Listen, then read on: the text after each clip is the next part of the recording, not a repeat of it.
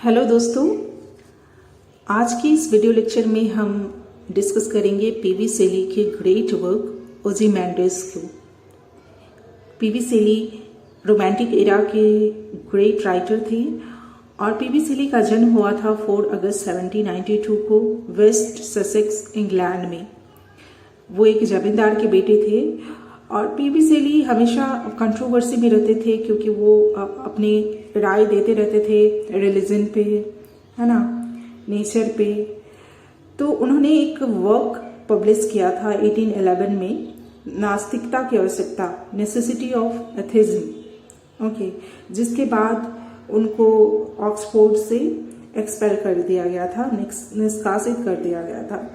तो आज के इस वीडियो लेक्चर में हम उनकी एक ग्रेट वर्क ओज़िमैंडिस को डिस्कस करेंगे। यह जो वर्क है वो एक सोनेट के फॉर्म में लिखी गई है और फर्स्ट टाइम इसको 1818 में पब्लिश किया गया था और ले हैंड की एग्जामिनर में इसको फर्स्ट टाइम पब्लिश किया गया था। ये एक स्टोरी टेलिंग कंटेक्स्ट के रूप में लिखा गया था बिटवीन होरेस स्मिथ एंड सेली, और सेली ने इसको अपने पेन नेम के साथ पब्लिश कराया था। पेन नेम क्या था? गिलक्रास्ट, ओके। तो आप चलिए इस कविता को हम लोग देख लेते हैं, सोनेट को। ये जो सोनेट है एक खंडित प्रतिमा के बारे में है ना, खंडित प्रतिमा, सैटर्ड स्टैचू के बारे में है जो समय बीतने के साथ टूट गई है। ओज़िमैंडिस शीर्षक जो मिस्र के राजा रामेसिस का सिंहासन नाम है। राजा ने खुद को सबसे शक्तिशाली राजा ओज़िमैंडिस के रूप में पेश किया है। कविता एक मूर्ति को खड़ा करके खुद को अमर बनाने की अपनी मूर्खता की इच्छा के बारे में बात करती है। कवि एक यात्री से मिलता है जो रेगिस्तान मिस्र में एक प्राचीन स्थान पर रहा है और वह कवि को महान शक्तिशाली राजा ओज़िमैंडिस की खंडित मूर्ति के बारे में बताता है। यात्री जो है वो कवि को ओज़िमैंडिस की खंडित मूर्ति के बारे में बताता है।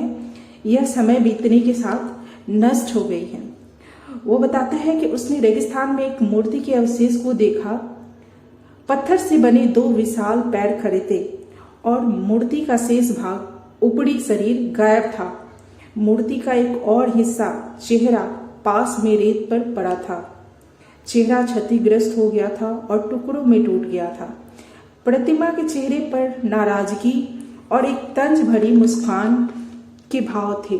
कवि का कहना है कि मूर्ति बनाने वाले मूर्तिकार ने मिस्र के राजा रामेसिस के चेहरे पे बहुत अच्छी तरह से भावों को पढ़ा था क्योंकि वह उनकी प्रतिमा पर इतनी सटीक नकल कर पाया था। इस निर्जीव प्रतिमा के माध्यम से राजा की मृत्यु के बाद भी ये भाव बने रहे और मूर्तिकार के हाथों ने राजा के निर्मम भाव की नकल की और उनका मजाक उड़ाया, जबकि राजा के पत्थर दिल ने इन भावों को उसके चेहरे पर ला दिया। प्रतिमा के साथ ही ये शब्द लिखे थे, मेरा नाम ओज़िमैंडिस, राजाओं का राजा।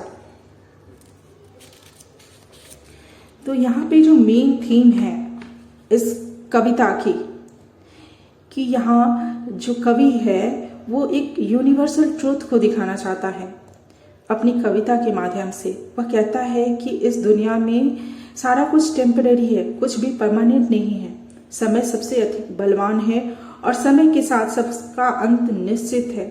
इसको कवि एक सैटर्ड स्टैचू के माध्यम से बताता है कि कभी ये एक राजा के पावरफुल होने का सिंबल था।